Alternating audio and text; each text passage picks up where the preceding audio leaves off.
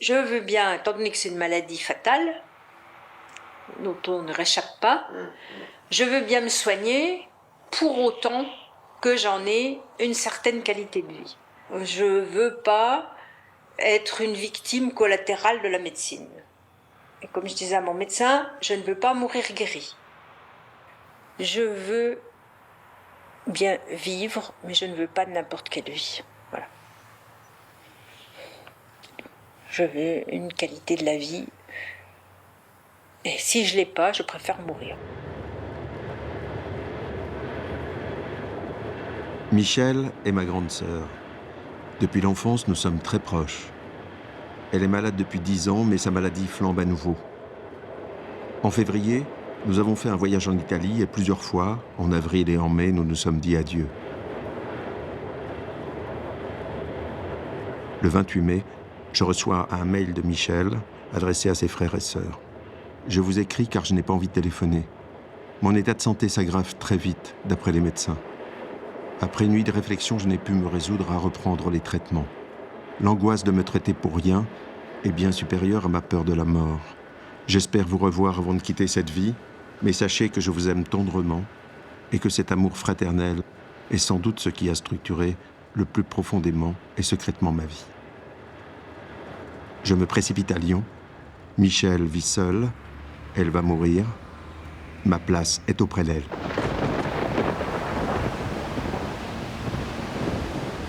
Je la trouve fatiguée, mais résolue. Elle ne mange plus. Elle a des crises violentes, mais contre toute attente, ma présence la requinque. Une question obsède Michel. Elle, la professeure d'université, spécialiste des relations humaines à l'hôpital, voudrait témoigner de ce qu'elle a appris tout au long de sa maladie.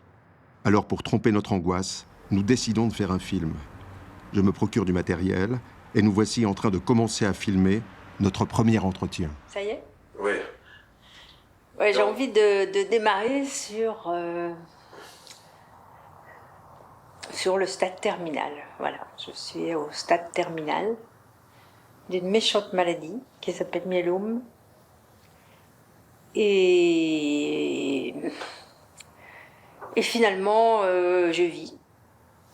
Je vis toujours. Je suis chez moi. Je suis avec mon frère.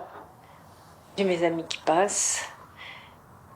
Quand le néphrologue me dit quelques jours, c'est vrai que ça fait un choc. Que j'ai pas trop cru parce que j'ai pensé aussi qu'il voulait m'impressionner. Mais c'est vrai aussi que ça peut être quelques jours. Au point où j'en suis. Mais le sentiment en même temps qu'il y a des choses à faire, il y a des choses à vivre à chaque instant.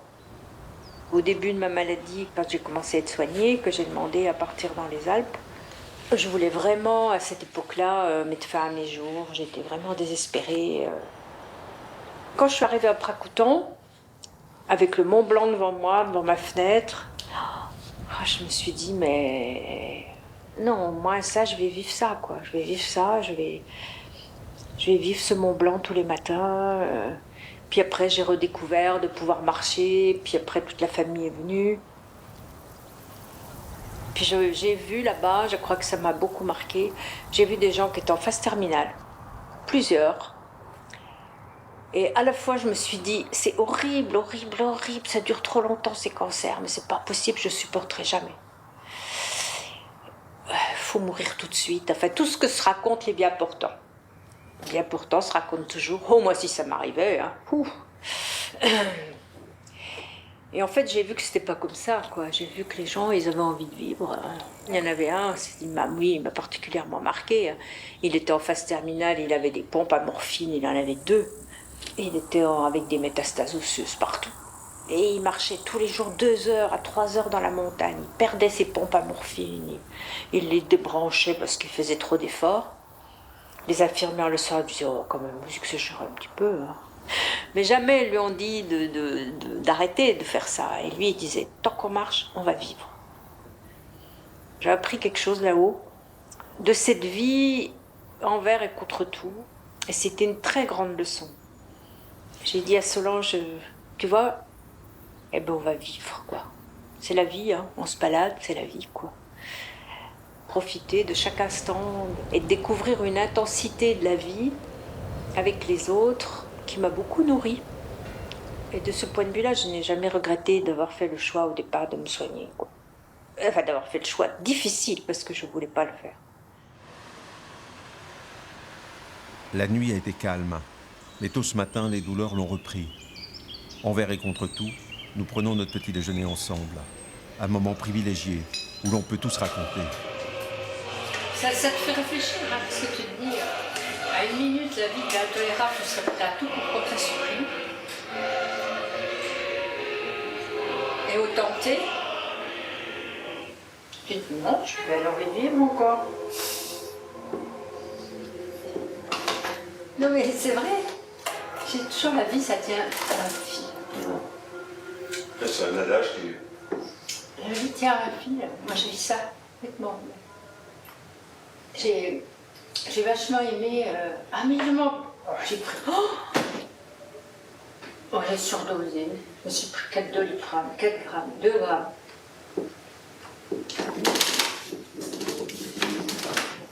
C'est quoi, c'est le Doliprane? J'étais en train de le ranger, j'avais pas oublié de prendre mes trucs. J'étais en train de les ranger, j'avais mis un deuxième Doliprane là, j'ai cru qu'il avait pu tomber. J'ai cru que je l'avais pas pris, je l'ai avalé.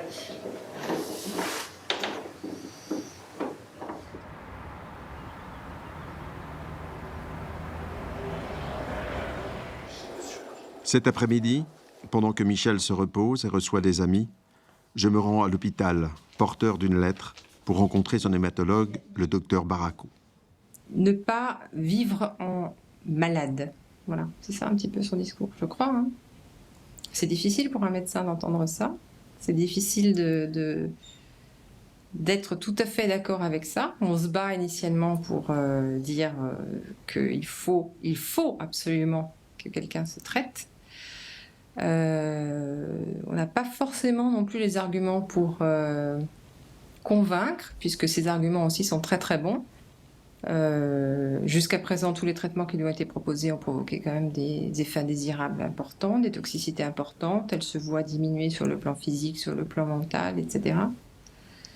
Alors que justement, ce qu'elle veut, c'est ou vivre bien et avec toutes ses capacités, ou ne pas vivre. Donc, c'est ça son choix. Son choix, Michel l'assume totalement.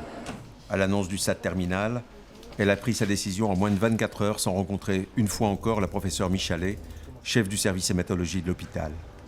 Il y a longtemps qu'elle a décidé. Elle n'a pas voulu. J'ai eu la dernière discussion avec elle, qui était une discussion probablement très importante, de là où elle commence à aller pas bien du tout. C'est une discussion qui pouvait être très importante et où une influence pouvait peut-être un peu la faire basculer. Je ne sais pas, c'est pas vrai peut-être du tout. Et je crois que cette influence, elle la voulait pas. Elle la voulait pas parce qu'elle a une force suffisante. Je pense que ça l'aurait pas fait vaciller. C'est un vrai choix où elle ne s'est pas donné la totalité d'un traitement. Et c'est pour ça qu'on peut avoir une arrière-pensée, que ma dernière discussion avec elle, j'aurais forcé le fait qu'elle se fasse soigner. Le même soir, autour d'un repas libanais apporté par Madeleine, j'interroge son amie et voisine Samia, que Michel a désignée comme personne de confiance. Elle avait des effets secondaires qui étaient graves. Elle perdait des facultés intellectuelles. Elle avait des malaises et elle ne pouvait plus écrire. Elle avait des troubles de la compréhension, de la conception, de la pensée. Voilà, c'était effrayant pour elle. C'était tellement handicapant que, au bout du compte, elle a décidé d'arrêter et qu'elle allait bien mieux en arrêtant les traitements. Mais en sachant qu'à partir du moment où elle arrêtait, ça allait repartir dans un délai imprévisible. Mais...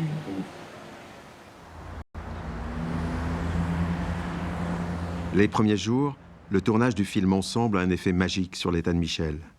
Elle redort, a moins mal et remange avec appétit mes petits plats. Elle veut raconter comment, pendant toutes ces années, elle a fait face à la maladie et pourquoi elle a choisi d'arrêter les traitements. Quand je suis tombée malade, et au moment où j'ai commencé tous les protocoles juste avant, j'étais en train de dicter à Joanne, mon étudiant en thèse, un appel d'offres, enfin la réponse à un appel d'offres sur le travail du malade dans les soins à domicile. Et donc je suis passée directement du travail de chercheur à l'observation participante et à mon propre travail de malade. J'étais fortement motivée pour savoir ce qui allait m'arriver, pour savoir ce que je devais faire. Et donc j'ai fait tout ce travail de documentation qui m'a menée vraiment, qui m'a tenue, quoi. Quand je ne pouvais plus rien faire, je travaillais des fois jusqu'à minuit pour ça. Et puis ça redéfinit la sociabilité aussi, parce qu'il y a des gens qui brutalement, tu découvres qu'il y a des gens, ils ne te parlent plus. Moi j'ai eu des collègues avec qui je travaillais au jour le jour, que j'avais même beaucoup aidé. Et d'un jour à l'autre, quand je suis tombée malade, ils ne m'ont plus jamais envoyé un mail, un coup de fil, jamais rien. Et puis au contraire, il y a des liens qui s'approfondissent. Quand je suis arrivée dans l'hôpital de jour, dans les premières fois, je cherchais toujours à parler à des gens parce que je voulais voir des gens qui étaient comme moi, je voulais qu'on me dise quelque chose. Et de ce couple qui avait un myélome, et la femme m'avait dit, vous savez ici, vous verrez, ça devient une seconde famille. Je l'ai regardé avec horreur, je me suis dit non, jamais ça deviendra une seconde famille pour moi ici, jamais l'hôpital deviendra une seconde famille. Et en fait, comme tu as pu le voir hier, c'est un peu effectivement une seconde famille, je fais des bises à l'une, à l'autre, j'ai mes interlocuteurs. Pour partager son expérience, Michel a créé avec d'autres patients l'Association française des malades du myélome. Un combat quotidien auprès des chercheurs et des laboratoires pour prendre en compte la qualité de vie des patients dans les protocoles et les essais cliniques.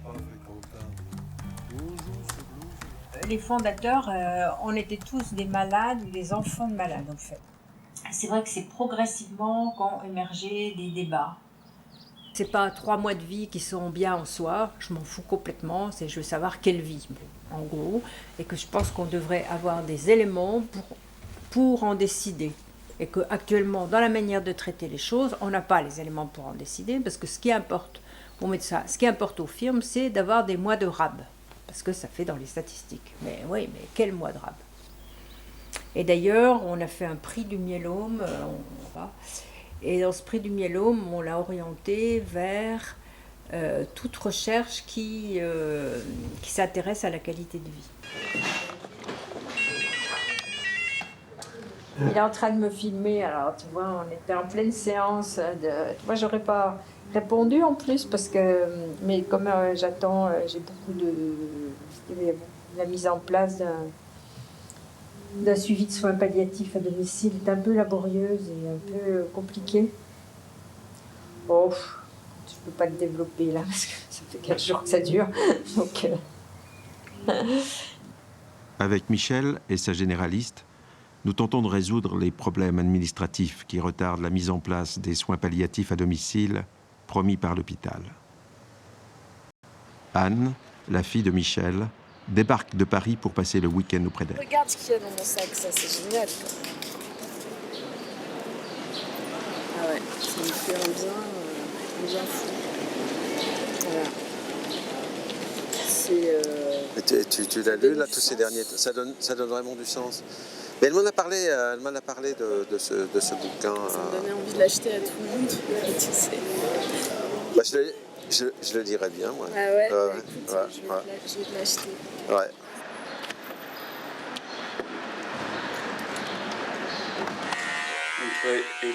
Pendant ces moments-là, moi, c'est vrai que c'est... Ce matin, dans l'attente des amis qui veulent passer la voir, Michel a décidé de se faire belle.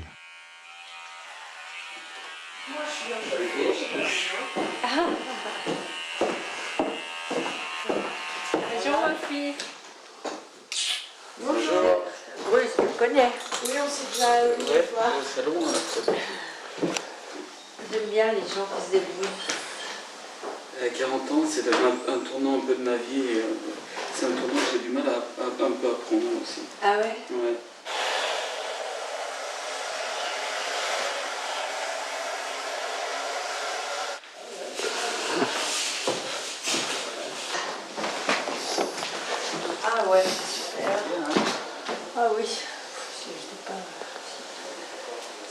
coup de Oh, dis donc, ça fait un coup, hein, voilà.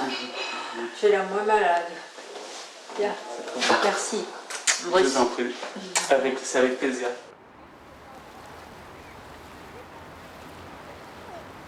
Avec Anne, nous sortons faire les courses au marché du Rhône. Je l'interroge sur la situation et ces années qu'elle a traversées difficilement. Je suis la seule fille de ma mère, elle était toute seule, enfin, elle n'avait pas de compagnon. Et de manière inconsciente, on pourrait dire, moi je considère que j'ai porté son angoisse avec autant qu'elle, ou peut-être à sa place, parfois, peut-être, je sais pas. Moi j'ai peu vécu avec ma mère, et elle m'a pas élevée dans l'esprit de sacrifice, elle s'est pas sacrifiée pour moi. Et il y avait quelque chose, mais on en a parlé assez vite. Je lui ai dit, mais tu m'as pas élevée dans l'idée qu'on devait se sacrifier pour ses enfants. Et donc moi, je suis pas dans l'idée qu'on doit se sacrifier pour ses parents. Donc ça a été clair très vite. Je lui ai dit très vite, je ne me sacrifierai pas pour toi, je ne viendrai pas te soigner tous les jours. Mais il n'empêche que moi, chaque jour, je vivais avec ça, quand même, en me disant... avec la culpabilité de ne pas être là, et qu'elle me disait je ne le fais pas porter, mais de manière inconsciente, elle me rappelait toujours qu'elle allait mourir, que c'était difficile, que c'était... je sais pas, cette dernière année, à chaque fois que je lui parlais, elle me rappelait bien que dans chaque phrase qu'elle allait mourir. J'ai dit mais moi aussi. Moi, ma question, c'était comment on peut être libre vis-à-vis de quelqu'un quand on croit toujours qu'il va mourir et souffrir. Pour moi, la problématique que j'ai eue pendant toutes ces années, c'est ça, c'est de me dire, mais on peut pas, enfin moi, j'arrivais pas à trouver ma liberté là-dedans.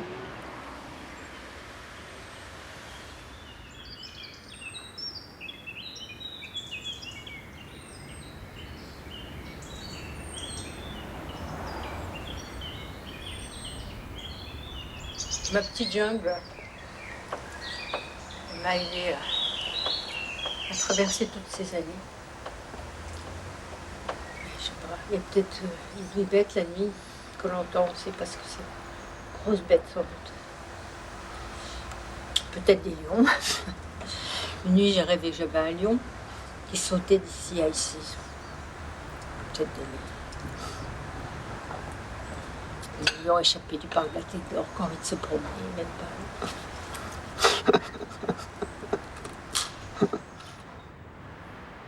Tôt le matin, je filme les sculptures et peintures de Michel réveillées par le soleil. De petits projets créatifs qui lui ont permis de tenir le coup tout au long de sa maladie. Je décide d'aller voir Damien, son professeur de modelage. J'avais remarqué qu'elle était quelqu'un qui pouvait passer plusieurs semaines dans avec un petit objet. Elle était perfectionniste. Imagine que dans d'autres domaines de sa vie, elle était perfectionniste. Mais elle voulait toujours chercher l'équilibre, plutôt que la beauté. Ça ne l'intéresse pas trop le côté beauté. Elle cherchait plutôt un effet de texture, un effet de forme, que ça pouvait dire quelque chose de plus qu'un objet décoratif. À mon retour, l'ami Max est tout droit arrivé des Cévennes. Qu'est-ce qu'il avait, ce lave-vaisselle, Max? Je sais pas, il n'a jamais été nettoyé. Faut que tu viennes pour... hein? Moi, je fais le nettoyage, c'est tout ce que je fais. Je répare même pas. Je fais le nettoyage. Il fallait que tu attendes Max pour réparer le lave-vaisselle. Ah oui, monsieur Hadi étant sûrement au Maroc. Ça se met devant, le petit poignet là? Oui. Voilà. Un lave-vaisselle tout neuf qui va marcher. Alors attends, parce que ça... Non, ça marche pas. Ah, pourquoi ça va pas là-bas ça? Pourquoi ça rentre pas? Je suis sûre, parce que le malade est vieille. Non, c'est une question de montage. Demain, mardi. Mardi. Ah bah si, Mardi, si Marie-Françoise elle reste. Ah non, c'est 13h50. Oui. Max, c'est 13h50 son arrivée. Oh, ce planning. Qu'est-ce que c'est? Et alors, c'est quoi ce planning C'est le planning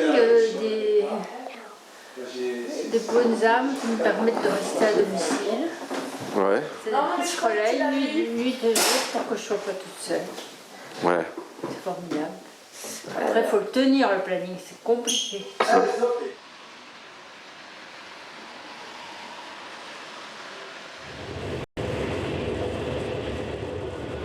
Dimanche prochain, le 12 juin, a lieu l'anniversaire de notre mère, 88 ans et très fatiguée.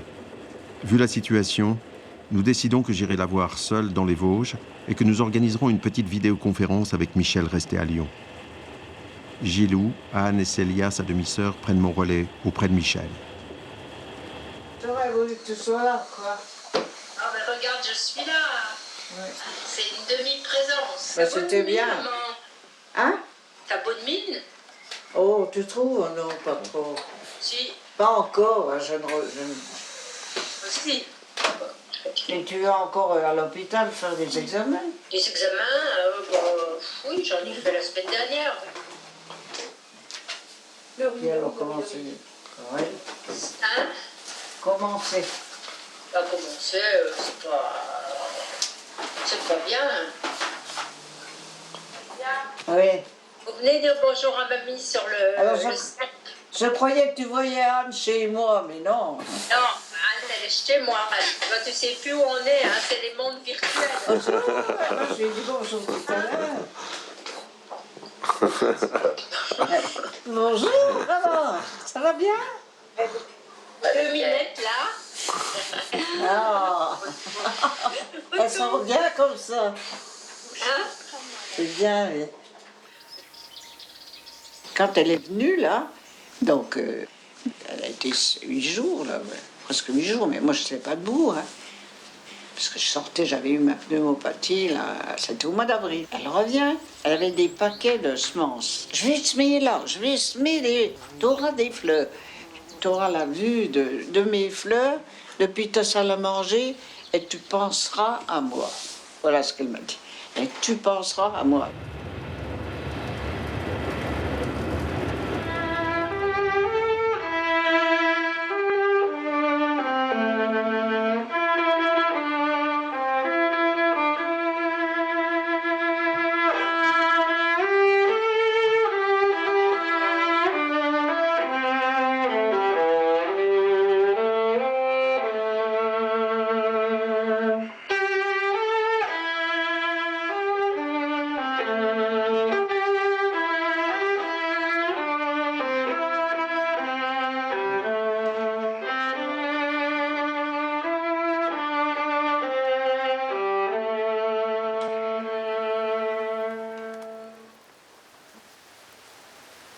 Lundi, je suis de retour à Lyon. Michel a passé une mauvaise nuit. L'équipe des soins palliatifs à domicile est enfin habilitée à intervenir. Une infirmière, un psychologue et le docteur Verborg, qui dirige l'équipe, s'entretiennent en privé avec Michel, puis avec moi et Samia. Toutes les questions de cette fin de vie sont abordées en toute franchise. Oui, donc on va essayer peut-être de calmer, puis voir ce qui se passe après. Vous n'avez pas assez dormi?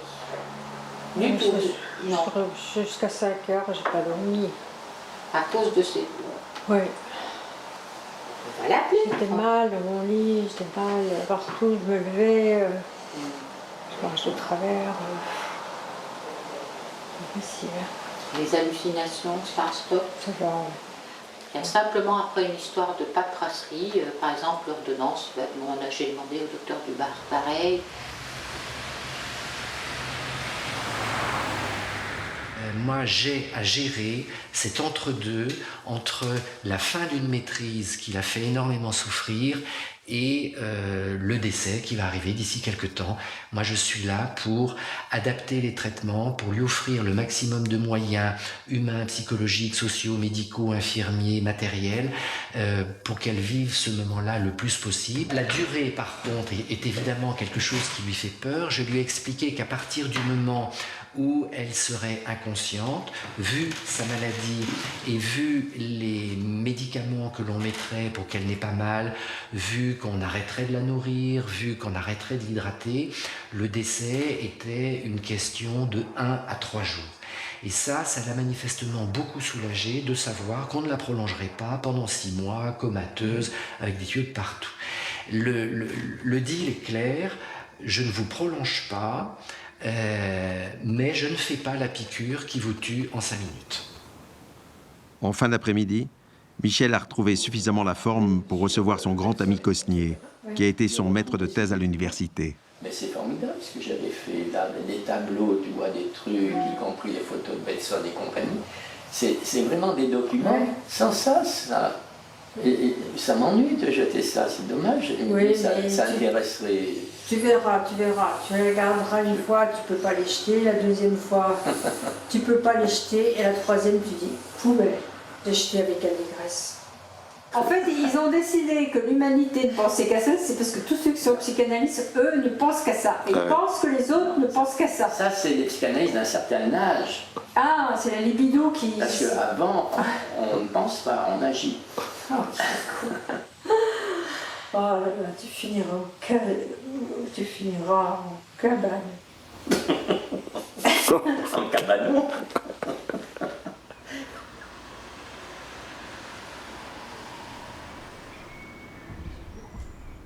Impossible de dormir ce soir. Alors nous bavardons. Nous revenons sur la réunion d'aujourd'hui avec le réseau mobile de soins palliatifs qui a beaucoup rassuré Michel. Elle me demande de prendre la caméra pour donner son sentiment. Un désespoir de... Moi, je l'aurais fait, hein. Là, vraiment, je l'aurais fait. Si ça n'avait pas marché, le réseau, si ça n'avait pas... J'étais torturée, quoi, par la peur de voir mal. Donc, il peut y avoir une forme de désespoir chez les patients, c'est-à-dire de continuer des soins, parce qu'on se dit, au moins, à l'hôpital, on sera suivi, on ne sera pas tout seul, même si on n'en a pas envie, parce qu'ils ne voient pas d'autre solution. Même avant d'arriver à ce stade, j'ai toujours été profondément irritée par le débat sur l'euthanasie, qui me paraît idéologique. Faut faire l'euthanasie, c'est moderne, quoi. En gros, la gauche sera pour, quelques zones droites qui vont partir pour progressistes vont être pour, et vont finir par passer, je pense. Et moi, qui été une grande militante de l'avortement, et que je ne regrette pas de l'avoir été, je le referais si j'avais à le faire, comme dit l'autre. Mais je ne suis pas pour cette euthanasie médicalisée et bureaucratisée. Voilà. Si on franchit cette porte, c'est fini. Ceux qui parlent d'euthanasie aujourd'hui, c'est ceux qui l'envisagent pour leurs proches, pour eux. Et j'entends des gens partout qui disent « Oh là là, ma grand-mère, elle a assez vécu, ça suffit ». Et qui peut décider que la grand-mère a assez vécu? Qui? À part la grand-mère. Il faudrait rendre la chose très concrète pour que les gens réfléchissent un peu. Parce qu'on dit c'est bien l'euthanasie. Qui la fera? Où sera notées les choses? Par qui ça passera? Par quelle bureaucratie? Voilà les vraies questions. Est-ce qu'on va faire ça par un fonctionnaire? Je pense que c'est ouvrir une boîte de Pandore qu'on ne doit pas ouvrir. Voilà, c'est ce que je pense. Mais je pense aussi que les soins palliatifs ne sont pas assez nombreux.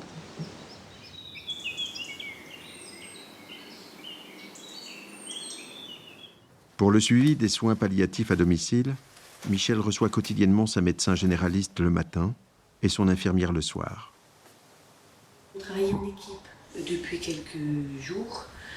Depuis l'insuffisance rénale terminale de Madame Grosjean, avec le médecin des soins palliatifs, les infirmières et moi-même, le médecin traitant qui la suit depuis tout le temps. enfin depuis une partie de sa vie, on va dire, et surtout depuis l'annonce de ce diagnostic. Ça va faire 10 ans maintenant. L'objectif étant évidemment ni souffrance, aussi bien physique que morale. Donc les protocoles changent au fur et à mesure de la clinique. La clinique, c'est le retour des infirmières, c'est mon propre retour, et c'est aussi le retour de la famille, comment il perçoit soit sa sœur, soit ses amis, soit qui la connaissent bien, pour nous donner des informations qu'on ne pourrait pas percevoir éventuellement. Moi, tu sais, je suis suisse, j'arrive d'une province espagnole, on cultive simplement l'huile d'olive, pas les fleurs. T'as vu si c'est beau, les fleurs de montagne? C'est très joli. Ils ont mis peu de jonquilles et un petit peu de miasme, par contre, j'ai remarqué. Il faut toujours se méfier des cadeaux. Voilà. Ouais, un petit coton. Le premier qui touche, on sent qu'il est plus joli. C'est plus joli. C'est plus joli, ouais. Voilà. Si, ça tient. Ouais. Je crois qu'on fait partie de la nature. Moi, je crois qu'on fait partie de la nature, qu'on est un moment de la nature, un moment, un espace. Et que voilà, quand on meurt, eh bien, la vie continue. Moi, ça me réjouit, ça me rend pas triste. Je me dis, la vie continue après moi. C'est la circulation, voilà. Pour moi, c'est ça. C'est la circulation des choses, des êtres, des choses, des pensées. C'est ça la force de l'esprit. Ce week-end, Max et Anne sont de retour. Malgré sa grande faiblesse, Michel, qui n'est pas sorti depuis plus de 3 semaines, tient absolument à nous accompagner au marché.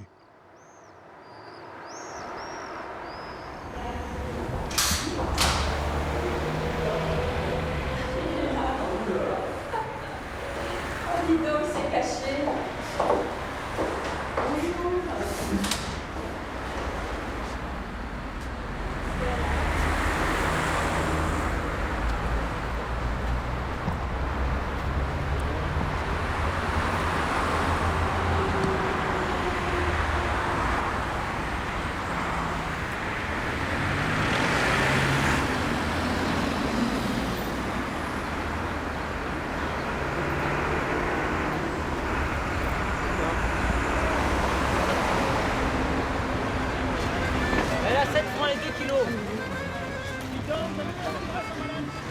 7 francs les 2 kilos. Sinon, tu peux mettre ton bras autour du cou, comme ça on dirait qu'on est des amants. Ah oui. Ce serait beau. Ça serait beau. Et là, on fait les nouveaux amants. On fait plutôt vieux coup. Ouais, c'est vrai. C'est incroyable. Très joli. Oui, c'est joli, les blanches. Oui. Bonjour madame. C'est ma fille, ça. Ah, enchanté. Ça. Cette chose. Elle a le même sourire. Boum, ça fait plaisir. Elle a le même sourire, c'est boum. Oui. Non, mais ça. J'adore, ça c'est toutes les couleurs. J'aime pas l'arrière. C'est un peu pincant. Comme ça, oui, j'ai bien compris. Ouais, mais c'est... Les vandalions. Et alors, tu as vu la liste? C'est incroyable. Vanille Bourbon. Oh là, ça c'est bien inoubliable. Oh là, le Bourbon vanille, ça doit être bien. Ouais. Vanille Tahiti? Non, Bourbon vanille. Quel a C'est celui-là qui est là de l'autre côté de cette Non, c'était un autre. Oui, c'est des babacools. Les babacools, Ah, merci. Je reste ce soir. Je reste. Comme des chèvres, ils ont fait une fromage de chèvre, ils ont fait un aller-retour, tu penseras moi. Mais si tu fais moi, c'est pas assez, tu me proposes d'y aller. Je comprends, elle a besoin de plusieurs personnes qui payent les voyages. J'ai des longues lettres. Faire un bisou, madame. Sur le nucléaire, sur le gaz de schiste et tout ça. Ils ont pris des claques. Tiens le coup. À bientôt. Tiens le Je coup. repasse ce soir au parti. C'est plus qu'une vieille claque. Et là, toute la semaine, t'es débordé par tes Quand il amis. raconte comment ça se passe Ah oui, ça me fait plaisir. Tokyo, Oui, mais je sais. tout est normal. Avant qu'elle ne parte, je demande à Gilou son point de vue d'ami sur le choix de Michel. Et puis moi, je suis tellement persuadée que c'est la personne elle-même qui prend ses décisions que je me sens absolument aucune légitimité, même si j'ai pas envie de perdre cette personne, pour intervenir. C'est-à-dire que j'ai toujours senti dans une espèce d'intégrité dans sa propre décision. Il y a des moments où il y avait une fragilité sur soigner. Moi, je dis toujours, tu ne crois pas que tu devrais essayer? C'est-à-dire que je faisais une ouverture parce que profondément, j'ai envie qu'elle se soigne. Même si elle peut être encore 3 mois dans un lit, réellement, c'est ça que j'ai envie. Mais en même temps, je dis, c'est complètement égoïste. Et sa décision, c'est celle-ci, on doit la respecter. Et puis, il n'y a pas de commentaire à faire.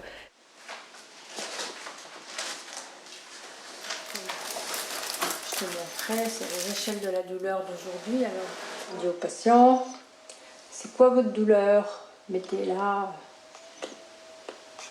Alors moi, ce matin, je la mets là. Et hier, c'était comment? Hier, c'était là. Je passais une nuit à prendre des bains froids, des bains chauds. Ouais. J'ai tout essayé, rien n'a marché, j'étais folle. Puis aujourd'hui, grâce à un médicament que j'avais mais que j'avais pas pris, ça va mieux.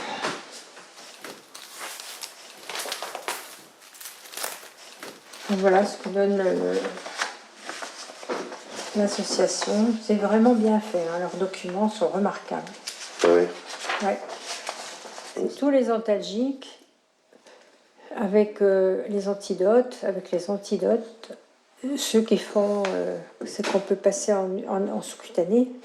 Je trouve que c'est très bien. Il y a les incompatibilités.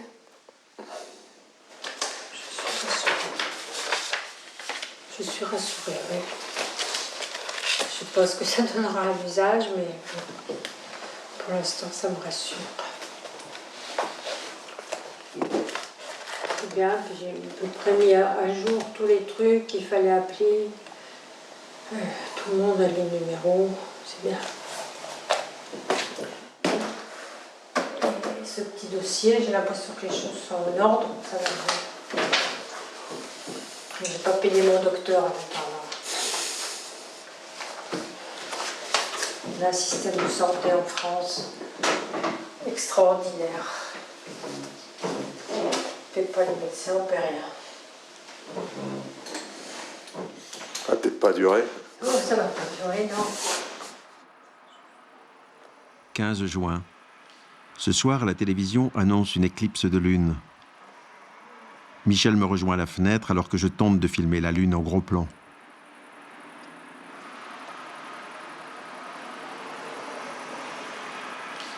Ah voilà, on la voit bien là. Ouais, parce qu'il y avait un halo un peu tout à l'heure. Ouais. Mais là, elle est magnifique. Ah, c'est génial. La lune qui rit, la lune qui pleure. C'est vraiment comme dans les cartes des tarots. T'as vu, il y a des oiseaux qui passent. Il y a des... Attends, tu pousses le pied là. Ah bon? Ah merde, Ouais. oh là, je suis désolée. Tu viens avec moi dehors? Tu viens avec moi dehors? Tu vas aller dehors. Non, mais faut se coucher, Michel. Je sais pas, c'est vrai, tu as envie d'entendre le crapaud. Je l'ai entendu au téléphone essoufflé vendredi. Bon, ben voilà, j'avais envie d'être là lundi. Je pouvais pas ne pas venir. C'est lui rendre ce qu'elle a donné, mais c'est aussi le plaisir d'être avec elle. On était dans l'action avec plein d'autres. Hein. C'était à l'époque, on était vraiment dans les mouvements sociaux.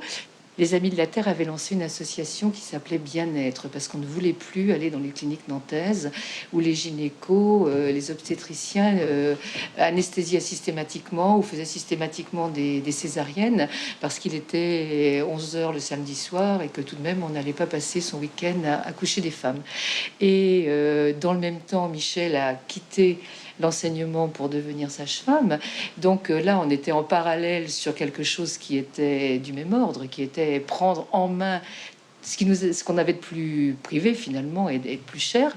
Ça, c'est vraiment ce qui était en germe, je crois, oui, dans le mouvement des femmes.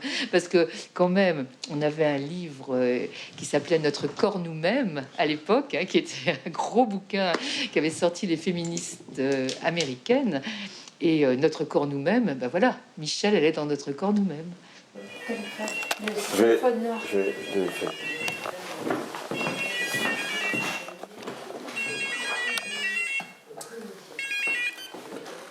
Oui, je suis pas bien aujourd'hui, ouais, j'ai pas mal de problèmes.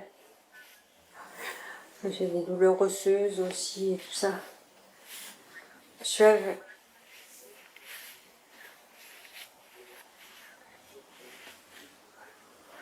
Alexandre a téléphoné au docteur Verborg, il a dit que ça serait bien que vous passiez. Aujourd'hui, il semble qu'elle ne va pas bien, qu'elle est fatiguée, que ça ne va pas. Mais on va trouver des petites solutions pour calmer ici, pour calmer là, pour calmer là. Vous avez vu comme nous procédons. Et puis demain, ça va recommencer. Et c'est vrai qu'elle va peut-être s'épuiser, elle, avant nous. Et c'est là où ce sera difficile de dire qu'est-ce que de l'acharnement thérapeutique, parce qu'elle va nous dire, bon, assez, stop, assez. Comme annoncé par les médecins, l'insuffisance rénale plonge subitement Michel dans des hallucinations horribles et des sommeils profonds. Mais ce matin, elle trouve quand même la force de se lever pour notre petit déjeuner.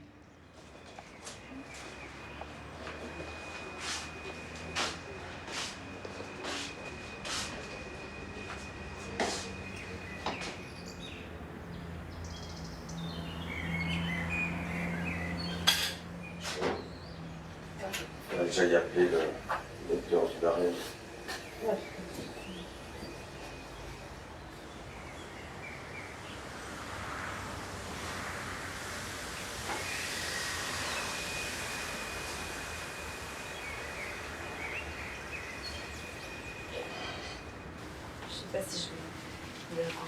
À midi, elle reçoit la visite de son ami Michel Lacoste. Ensemble, elles ont écrit plusieurs ouvrages et animé de nombreux stages. Mais comme dans un brouillard, la communication semble s'évanouir. Michel, tu veux sentir les fleurs? Tu sens? Tu sens quelque chose?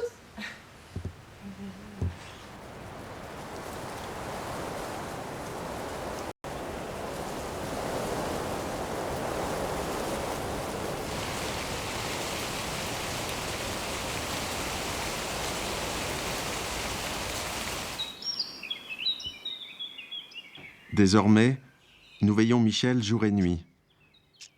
Pour la soulager de ses douleurs, les médecins ont prescrit de la morphine à petite dose. La nuit, c'est à moi que revient de faire les piqûres à ma sœur.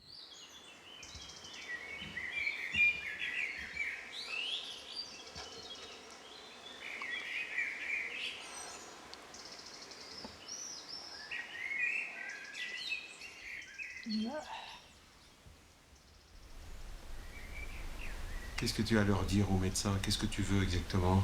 Mourir.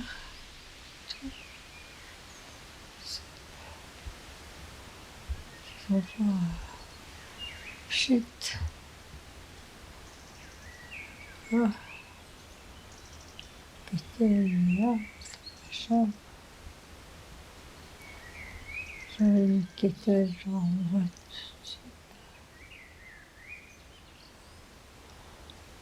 Hier soir, nous avons vécu quand même une séance très difficile. Et Michel s'est réveillée en nous disant que chaque fois qu'elle ouvrait les yeux, elle voyait des choses terrifiantes, des gens qui la poursuivaient, qu'elle était dans des pièces, enfin, qu'elle arrivait tout juste dire, on sentait que même les mots ne venaient pas. Et ça s'est terminé. Très sincèrement, j'en suis encore glacée en nous demandant, en disant je veux mourir, je n'en peux plus, je veux mourir. Et là, on est sidérés. Je crois qu'on est tous sidérés, tous les trois, moi pareil. Encore il y a quelques jours, on me disait mais la mort, moi, me fait pas peur, je n'ai pas peur, etc. Et je pense que là, elle la voit en face, malheureusement.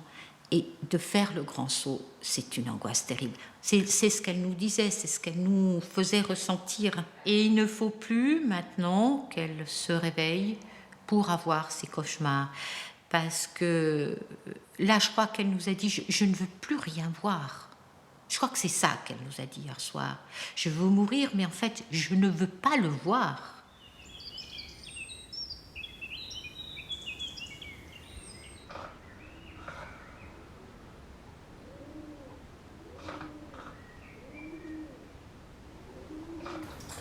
Comment vous la trouvez là?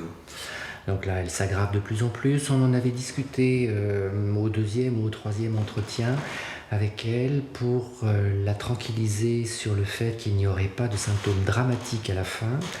Et je lui avais expliqué la manière dont elle allait mourir, c'est-à-dire qu'elle serait de plus en plus fatiguée, qu'elle ne quitterait plus l'appartement, puis elle ne quitterait plus sa chambre, puis elle ne quitterait plus son fauteuil, puis elle ne quitterait plus son lit, puis elle dormirait 12 heures, 18 heures, 20 heures, 23 heures sur 24, et puis petit à petit, elle allait s'enfoncer dans un sommeil de plus en plus profond. Donc là, depuis 24-48 heures, c'est ce à quoi on assiste. Donc on n'aura pas de symptômes dramatiques, il n'y aura pas de douleur, il n'y aura pas de grosses douleurs physiques.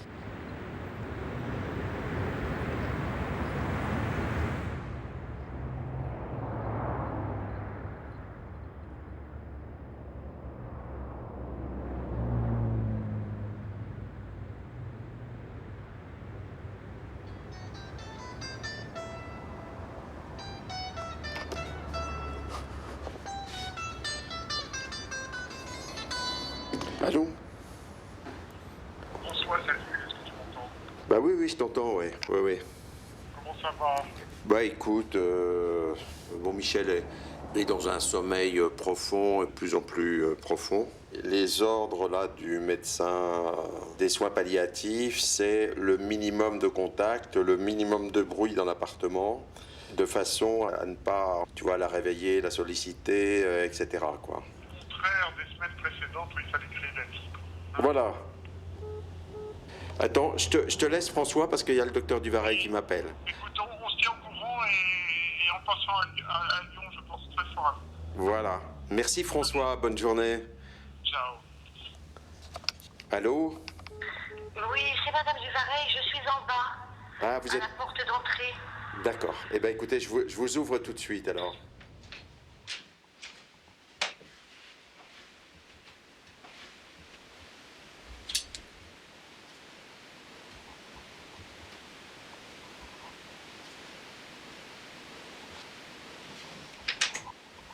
Elle est calme. Je m'assure qu'elle soit calme, justement, qu'elle dorme profondément, qu'elle ne soit pas douloureuse. Donc, je fais quelques mobilisations douces. Je l'ai fait tout à l'heure. Ne serait-ce que prendre sa main et la déplacer. Elle n'a pas de réaction et elle respire régulièrement. Donc, elle est dans un sommeil profond. Voilà. On s'assure qu'elle est bien installée, bien sûr. Et je crois qu'elle est dans sa position comme elle aimait bien dormir parce que je l'ai retrouvée comme ça parfois. Donc je suis rassurée autant qu'on peut l'être dans des conditions pareilles. Non, mais sinon elle était calme, elle a ouvert un petit peu les yeux à un moment que je lui ai fait sa piqûre de morphine là. Mais à peine, et puis bon, de toute façon elle est plongée dans un profond. Je crois qu'on va être coupé, donc je ne vais pas rappeler. Voilà. Grosjean, je crois que vous m'entendez, c'est déjà ça. Donc écoutez, je vais laisser mon portable ouvert, ça ne passe pas toujours là chez moi. Donc je rappellerai demain matin et si vous avez besoin, m'appeler dans la nuit. Merci, allez, à bientôt et bonne soirée à tous. Eh ben, merci beaucoup d'avoir appelé. Bonsoir, docteur. 23 juin. Mon frère Bernard est arrivé de Paris dans la soirée. Ensemble, nous veillons Michel. Pour tromper l'angoisse, il travaille aux corrections de son dernier livre. C'est une façon d'être avec, parce que maintenant, puisqu'il n'y a plus possibilité de parler, plus possibilité d'ajouter des mots en parole, on les met par écrit. Et donc, voilà, c'est une manière, c'est une manière de combler le vide et de combler un peu, enfin de faire face un peu à l'angoisse. Je le fais ici parce que ça me semble correspondre au cadre dans lequel vivait Michel. En fait, la possibilité de travailler comme ça à côté d'elle, c'est le fait de prolonger ce qu'elle faisait.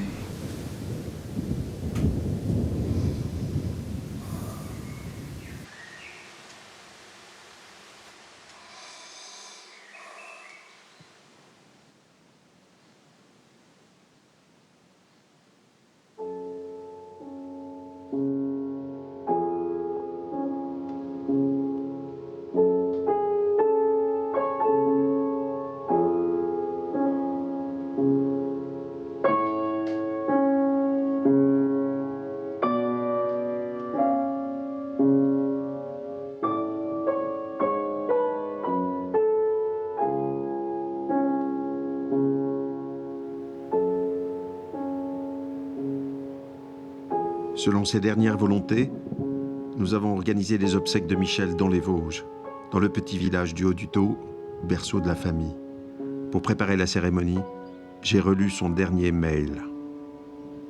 Je n'ai pas peur de la mort. Depuis l'enfance, je vis au cimetière entre ma petite sœur, dont j'ai cherché désespérément la tombe avec mon petit vélo, et les frères de papa, dont on m'avait donné un des prénoms. Pourvu que je sois là, avec eux, sous cette pierre grise des Vosges avec les montagnes. C'est dur de mourir au printemps, comme disait Jacques Brel, mais je suis en paix, car je crois aux forces de l'esprit et aux forces de la nature que je vais rejoindre. Essayez de faire une cérémonie qui ait du sens, belle et joyeuse. Je vous embrasse avec toute mon affection et ma tendresse. Michel.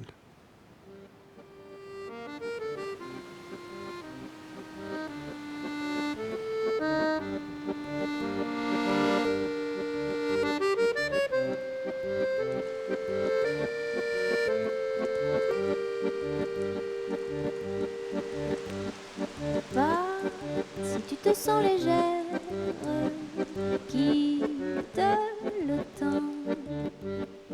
File, ne pleure pas en arrière, vole au vent. Pas sans regret, sans valise et sans sanglots. File, aspire à la dérive de moi j'irai danser, danser pour te garder encore sous le ciel, dans le soir.